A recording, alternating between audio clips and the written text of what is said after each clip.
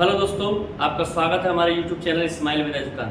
देखिए बच्चों, अब हम लास्ट चैप्टर लेकर आ चुके हैं। इसे फुल वीडियो में कवर करेंगे। बहुत ही इजी चैप्टर है, बहुत ही आसान चैप्टर है, एक ही वीडियो में कवर हो जाएगा।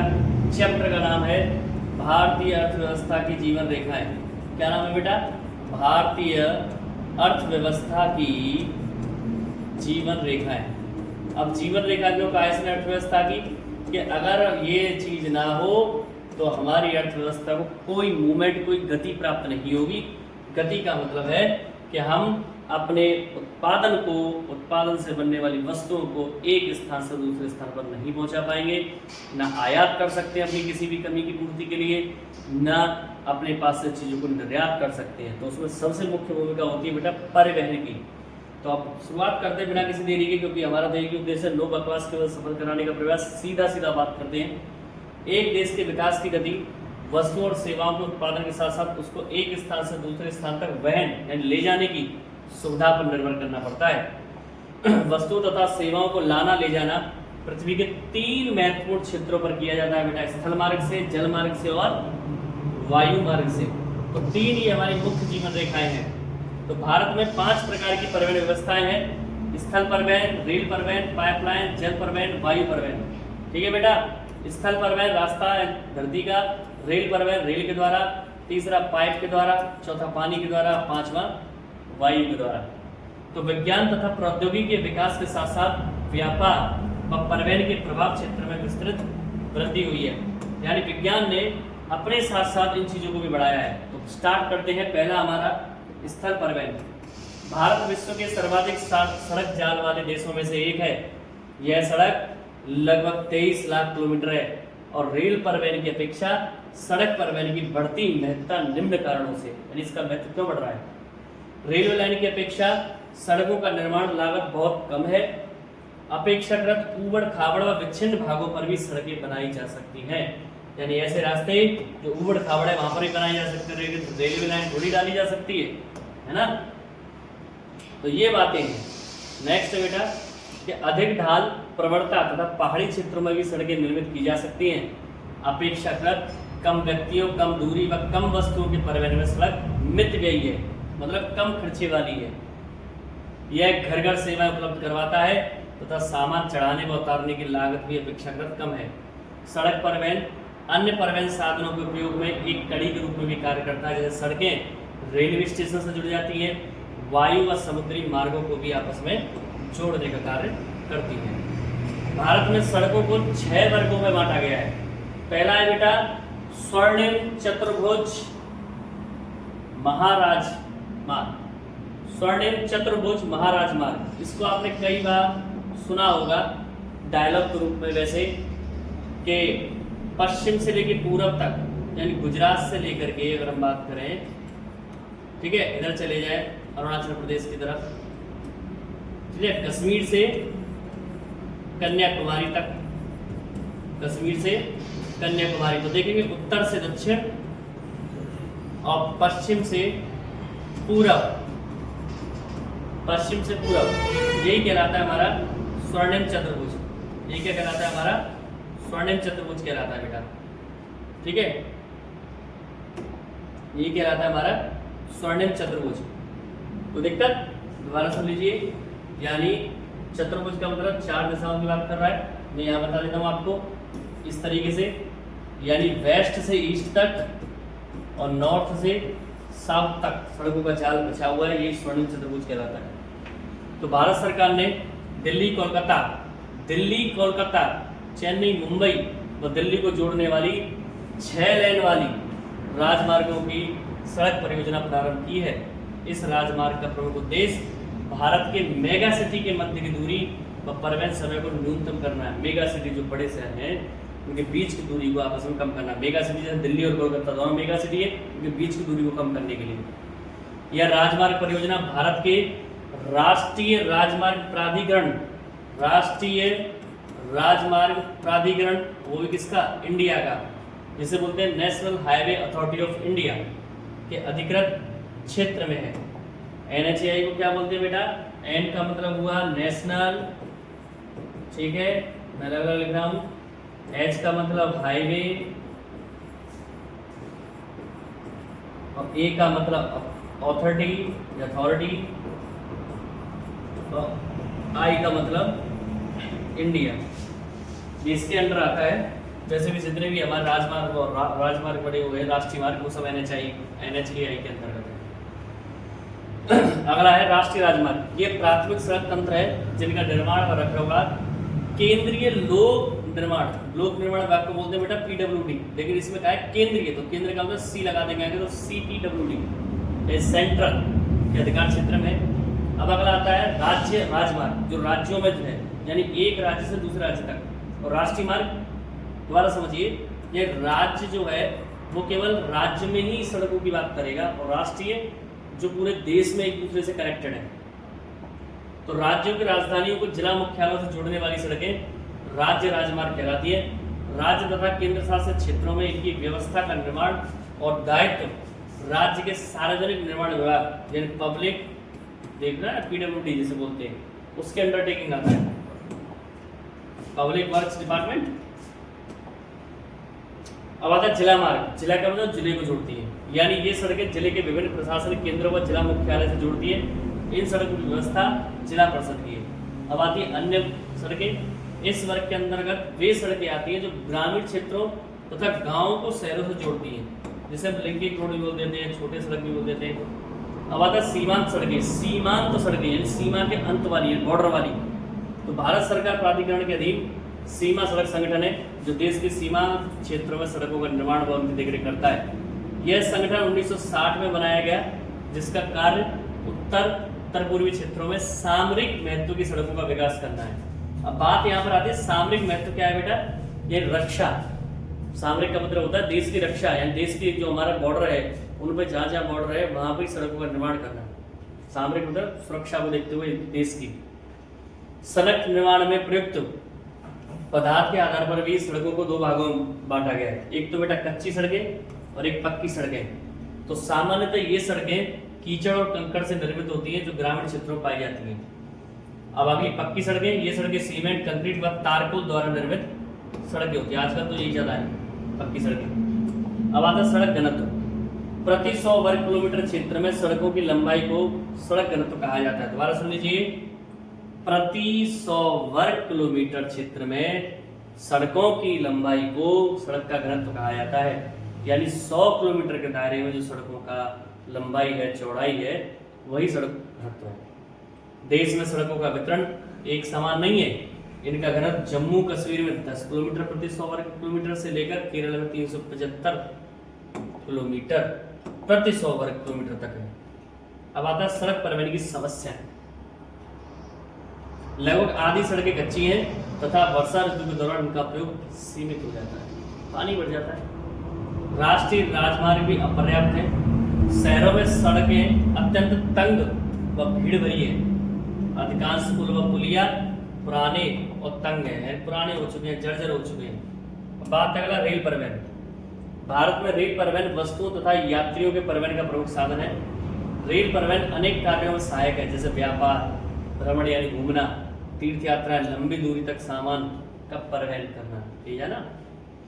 31 मार्च 2004 के दिन भारतीय रेल परिवहन की मार्गीय लंबाई 63,221 किलोमीटर थी, जिस पर 7,031 स्टेशन थे और 7,817 रेल इंजन थे, 5,321 यात्री सेवा वाहन और 4,904 अन्य कोच वाहन तथा 2,28,170 मालगाड़ियां सम्मिलित थी। ये बताया जा रहा है 2004 का आंकड़ा वो थी व्यवस्था। भारतीय रेल परिवहन को 16 रेल प्रखंडों में पुनः संकलित किया गया। देश में रेल परिवहन के वितरण को प्रभावित करने वाले कारकों में भू-आकृतिक, आर्थिक और प्रशासनिक कारक प्रमुख हैं। आज राष्ट्रीय अर्थव्यवस्था में परिवहन के अन्य सभी साधनों की अपेक्षा रेल परिवहन प्रमुख हो गया है, क्योंकि इजी वे होता है बेटा। अब रेल परिवहन की समस्या है, बहुत से यात्री बिना टिकट यात्रा करते हैं। रेल संपत्ति की हानि तथा चोरी जैसी समस्या भी पूर्णतः समाप्त भी नहीं हुई है। जंजीर खींचकर यात्री कहीं भी अनावश्यक रूप से गाड़ी को रुकवा देते हैं, जिससे रेलवे को भारी हानि उठानी पड़ती है। क्यों? इतना ही, फिर दोबारा से चालू करो इंजन को, बहुत ही जल्दी खपत होती है। पाइपलाइन, भारत के परिवहन मानचित्र पर पाइपलाइन एक नया परिवहन साधन है। यह भी हाल ही में लेटेस्ट शुरू हुआ है। इसका प्रयोग कच्चा तेल, पेट्रोल उत्पाद तथा तेल से प्राप्त प्राकृतिक तथा गैस क्षेत्र से उपलब्ध गैस शोधनशालाओं, उर्वरक कारखानों व बड़े ताप विद्युत गृह तक पहुंचाने में किया जाता है। ज्यादातर लिक्विड और गैसेस फॉर्म को पहुंचाने में इसका प्रयोग किया जाता है। देश में पाइपलाइन के 3 प्रमुख जाल हैं। ऊपरी असम के तेल क्षेत्रों से गुवाहाटी, बरौनी व इलाहाबाद के रास्ते कानपुर तक। इसकी एक शाखा बरौनी राजबंद से होकर हल्दिया तक और दूसरी राजबंद से मोरीग्राम तक तथा गुवाहाटी से सिलीगुड़ी तक फैली है। गुजरात में सलाया से बीरमगाम, मथुरा रिफाइनरी बेटा हमारे यहाँ मथुरा में, दिल्ली सोनीपत के रास्ते पंजाब में जलंधर तक। इसकी अन्य शाखा वडोदरा के निकट कोयली को चक्सू व अन्य स्थानों से जोड़ती है। यानी ये यहाँ पर पाइपलाइनों का जाल बिछा हुआ है। गैस पाइपलाइन गुजरात में हजीरा को उत्तर प्रदेश में जगदीशपुर में मिलाती है। यह मध्य प्रदेश के विजयपुर के रास्ते होकर इसकी शाखा राजस्थान के कोटा, उत्तर प्रदेश के शाहजहाँपुर, बबराला व अन्य स्थानों पर है। अब बेटा जल परिवहन। जल परिवहन का सबसे सस्ता साधन है और सबसे सस्ता भी और भारी सामान को ले जाने का वाला भी सबसे बढ़िया साधन है। यह भारी व स्थूलकाय विशाल वस्तु है, उनको ढोने के अनुकूल है। पुराने समय से इसका प्रयोग किया जा रहा है बेटा। यह परिवहन साधनों में ऊर्जा सक्षम तथा पर्यावरण अनुकूल भी है। भारत में अंतःस्थलीय नौचालन जलमार्ग 14,500 किलोमीटर लंबा है। नौचालन मतलब नाव का रास्ता। निम्न जलमार्गों को भारत सरकार द्वारा राष्ट्रीय जलमार्ग घोषित किया गया है। हल्दिया तथा इलाहाबाद के मध्य गंगा जलमार्ग जो 1620 किलोमीटर लंबा है, नौगम्य जलमार्ग संख्या 1 कहलाता है। और सदिया व धुबरी के मध्य 891 किलोमीटर का लंबा जो ब्रह्मपुत्र नदी जलमार्ग है उसको नौगम्य जलमार्ग संख्या 2 दी गई है। तो गंगा मार्ग जो है जलमार्ग संख्या 1 और ब्रह्मपुत्र वाला संख्या 2। केरल में पश्चिम तटीय नहर कोट्टापुरम से कोम्मन तक और उद्योग मंडल तथा चंपकारा नहरें 205 नौगम्य जलमार्ग संख्या 3 है। कुम्मन का तो शायद आपने सुना भी होगा, चेन्नई एक्सप्रेस में है ना कुम्मन। काकीनाडा पुदुचेरी नहर स्ट्रेच के साथ साथ गोदावरी कृष्णा नदी का विशेष विस्तार 1078, इसे राष्ट्रीय जलमार्ग 4 कहा गया है। मातई नदी महानदी के डेल्टा चैनल, ब्राह्मणी नदी पूर्वी तटीय नहर के साथ ब्राह्मणी नदी का विशेष विस्तार 588 किलोमीटर, इसे राष्ट्रीय जलमार्ग 5 कहा गया बेटा। भारत का विदेशी व्यापार भारतीय तटों पर स्थित पत्तनों द्वारा किया जाता है। पत्तन माने बंदरगाह। देश का 95% व्यापार मुद्रा में यानी 68% समुद्रों के द्वारा ही होता है। अब बात करते हैं प्रमुख समुद्री पत्तन, तो बंदरगाह प्रमुख। भारत की 7,516.6 किलोमीटर लंबी समुद्र तट रेखा के साथ 12 प्रमुख और 181 मध्यम व छोटे बंदरगाह हैं। ये प्रमुख पत्तन या बंदरगाह देश का 95% विदेशी व्यापार संचालित करते हैं। मुंबई बृहत्तम पत्तन है जिसके प्राकृतिक खुले व विस्तृत व सुचारू पोताश्रय हैं। भारत में समुद्री पत्तन, तो पश्चिमी तट की बात करें तो स्थित समुद्री पत्तन कौन से? कांडला पत्तन, मुंबई पत्तन, जवाहरलाल नेहरू पत्तन, मारामागो पत्तन और न्यू मैंगलोर पत्तन। अगर आप बात कर रहे हैं, किसकी बात कर रहा है बेटा? पश्चिमी तट की। तो पश्चिमी तट को हम ऐसे कर सकते हैं, देखिए ये हमारा नक्शा है इंडिया का, और इसको अगर हम थोड़ा सा इस तरीके से बनाकर देखें, है ना, तो ये हमारा वेस्ट का हिस्सा है, ये हमारा ईस्ट का है, और इसके ऊपर थोड़ा सा लेकर जाएंगे इस तरीके से, तो ये हमारा नॉर्थ का हिस्सा है और ये हमारा साउथ का हिस्सा है, ठीक है ना। तो पश्चिमी पत्तन यानी यहाँ पर जो हमारा अरब सागर पाया जाता है, मैं शॉर्ट में लिख दे रहा हूँ अरब, जैसे अरेबियन सी बोलते हैं, अरब सागर यानी पश्चिमी हिस्सा, ये वाले, इस पर पाए जाने वाले ये कांडला पत्तन, मुंबई पत्तन, जवाहरलाल नेहरू पत्तन, मारामागो पत्तन और न्यू मैंगलोर पत्तन। ठीक है बच्चों, देख लीजिए। नेक्स्ट बात करते हैं पूर्वी तट पर। अब बात किसकी कर रहा है? पूर्वी तट की। तो मैं वैसे ही आपके और ऊपर ना बना कर पूरा एक तक बना के सीमित कर देता हूँ। पूर्वी तट की बात करें तो ये हमारा ईस्ट वाला हिस्सा है, तो बे ऑफ बंगाल वाले की बात कर रहे हैं। ठीक है, तो तूतीकोरनपत्तन, चेन्नई पत्तन, विशाखापट्टनम, पारादीप, कोलकाता, हल्दिया पत्तन, ये सब है। अब आए वायु परिवहन। आज वायु परिवहन तीव्रतम, आरामदायक और प्रतिष्ठित परिवहन का साधन है। इसके द्वारा अति दुर्गम स्थानों जैसे ऊंचे पर्वत, मरुस्थल, घने जंगलों व लंबे समुद्री मार्गों को सुगमता से पार किया जा सकता है। सन 1953 में वायु परिवहन का राष्ट्रीयकरण किया गया था। अब तो बहुत सारी फ्लाइटें भी हैं, है बेटा। व्यवहारिक तौर पर इंडियन एयरलाइन, एलायंस एयर और कई निजी एयरलाइंस घरेलू विमान सेवाएं उपलब्ध कराती हैं। पवन हंस हेलीकॉप्टर लिमिटेड तेल व प्राकृतिक गैस आयोग को इसकी अपतटीय संक्रियाओं में तथा अगम्य व दुर्लभ भागों जैसे उत्तर पूर्वी राज्यों तथा जम्मू कश्मीर, हिमाचल प्रदेश, उत्तरांचल के आंतरिक क्षेत्रों में हेलीकॉप्टर सुविधाएं उपलब्ध कराता है। जैसे वैष्णो देवी जाना है नीचे से ऊपर तक, तो जो छोटी जगह बताई गई हैं, उत्तर पूर्वी राज्य, हिमाचल प्रदेश, है ना, उत्तरांचल, उत्तराखंड, जैसे आज हम उत्तरांचल ना कहकर उत्तराखंड कहते हैं, उन क्षेत्रों में जो हेलीकॉप्टर सुविधा है वो Pawan Hans helicopter limited company के द्वारा दी जाती है, जिसमें आप क्या बोलते हैं, कर सकते हैं, अपने स्थान पर पहुंच सकते हैं हवाई जहाज के द्वारा। भारत हवाई जहाज नहीं, एरोप्लेन, हेलीकॉप्टर के द्वारा। भारत में 2 प्रकार के हवाई अड्डे हैं, अंतर्राष्ट्रीय हवाई अड्डा, घरेलू हवाई अड्डा। अब अंतर्राष्ट्रीय हवाई अड्डा कौन से होंगे? जो इंटरनेशनल उड़ान भरते हैं, अंतर्राष्ट्रीय, एक देश से दूसरे देश में। और घरेलू हवाई अड्डा जो अपने देश में एक राज्य से दूसरे राज्य में सेवा उपलब्ध कराता है। नेक्स्ट है बेटा संचार सेवा। संचार का मतलब इलेक्ट्रॉनिक की बात कर रहे हैं, ये भी एक प्रकार का माध्यम बन गया है। तो संचार के साधन 2 प्रकार के होते हैं। एक तो होता है व्यक्तिगत संचार, पर्सन टू पर्सन, इसमें पोस्ट कार्ड होता है, पत्र होता है, लेटर, टेलीफोन व ईमेल है। एक है बेटा जन संचार, दूसरा कौन सा है? जन संचार, यानी हर लोगों तक। इसमें बेटा मैगजीन है, अखबार है, रेडियो, दूरदर्शन या टीवी, प्रेस यानी मीडिया, सिनेमा आदि शामिल है। ये हमारे जन संचार के साधन है। व्यक्तिगत लिखित संचार। भारत का डाक संचार तंत्र विश्व का सबसे बड़ा तंत्र है। प्रथम श्रेणी की डाक कार्ड व लिफाफा बंद लिफाफा पहली श्रेणी की डाक समझी जाती है तथा विभिन्न स्थानों पर वायु यानों द्वारा पहुंचाई भी जाती है। द्वितीय श्रेणी की डाक में रजिस्टर्ड पैकेट, किताबें, अखबार, मैगजीन शामिल है। अब है दूर संचार तंत्र। भारत एशिया महाद्वीप में अग्रणी है। दूर संचार में सबसे आगे है हमारा देश। जनसंचार मानव को मनोरंजन के साथ बहुत से राष्ट्रीय कार्यक्रमों व नीतियों के विषय में जागरूक करता है। जनसंचार।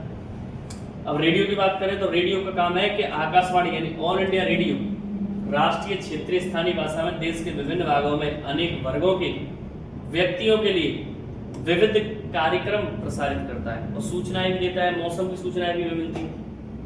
टेलीविजन यानी बहुत बढ़ता हुआ एकदम, इसने तो मान लीजिए आग लगा दी। तो दूरदर्शन देश का राष्ट्रीय समाचार व संदेश माध्यम है तथा विश्व के बृहत्तम संचार तंत्र में से एक है। अब तो बहुत सारे न्यूज चैनल है दूरदर्शन को साथ साथ। अब बात करते हैं मैगजीन की। तो भारत में वर्ष भर अनेक समाचार पत्र तथा सामयिक पत्रिकाएं, पढ़ने वाले बच्चे लोग जानते हो समसामयिक जिसे बोलते हैं, प्रकाशित की जाती है। फिल्म पूरा देश दीवाना है, हर कोई देखता है। भारत विश्व में सर्वाधिक चलचित्रों का उत्पादक भी है। सबसे ज्यादा चलचित्र बोलते हैं बेटा, आज तो पता चल गया होगा ना, सिनेमा को हिंदी में क्या बोलते हैं? चलचित्र। इसका सबसे बड़ा उत्पादक है। अब आता है अंतर्राष्ट्रीय व्यापार। व्यापार की बात करें तो राज्यों व देशों में व्यक्तियों के बीच वस्तुओं का आदान प्रदान व्यापार कहलाता है। बाजार क्या है? कि बाजार एक ऐसी जगह है जहां वस्तुओं का विनिमय होता है, लेन देन किया जाता है। अंतर्राष्ट्रीय व्यापार, 2 देशों के बीच के व्यापार को अंतर्राष्ट्रीय व्यापार कहा जाता है। यह समुद्री मार्ग, हवाई मार्ग, स्थलीय मार्ग द्वारा भी किया जा सकता है। अब व्यापार के संतुलन की बात करें, बैलेंस की, किसी देश के आयात और निर्यात का अंतर ही उस देश का व्यापार संतुलन कहलाता है। जहां पर भी संतुलन बिगड़ा वहां या तो आयात बंद हो जाएगा या फिर निर्यात बंद हो जाएगा। अनुकूल व्यापार संतुलन, अगर निर्यात मूल्य आयात मूल्य से अधिक हो तो उसे अनुकूल व्यापार संतुलन कहते हैं। इस बात को समझिए, अगर निर्यात मूल्य आयात मूल्य से अधिक हो, निर्यात मूल्य आयात मूल्य से अधिक हो मतलब हम किसी प्रोडक्ट को बेचें वो महंगी कीमत पे जाए और खरीदें वो सस्ता आए, तो तो ये अनुकूलन कहलाता है, क्योंकि हमें खरीदना कम कीमत में पड़ रहा है, बेच उसे हम ज्यादा कीमत पर है, तो ये अनुकूलन व्यापार संतुलन कहलाता है। अब असंतुलित क्या कहलाता है, उसको उल्टा कर दीजिए कि इसके विपरीत निर्यात की अपेक्षा अधिक आयात असंतुलित व्यापार कहलाता है, यानी आयात करें महंगाई में और बेचे सस्ते में। अगला है बेटा पर्यटन एक व्यापार के रूप में। आज भारत में देखें तो पर्यटन एक बहुत गौरवशाली और बढ़ता हुआ फ्यूचर इसका बहुत ही ब्राइट है, क्योंकि भारत में न केवल स्मारक, किले, मंदिर, धार्मिक रूप में देख लीजिए और प्राचीन और ऐतिहासिक रूप में देख लीजिए, हर प्रकार की स्थापत्य कला भी है। तो ये पर्यटन जो है हमारे देश में सबसे उभरता हुआ एक कह सकते हैं सेक्टर है, हर ऋतु है यहाँ पर।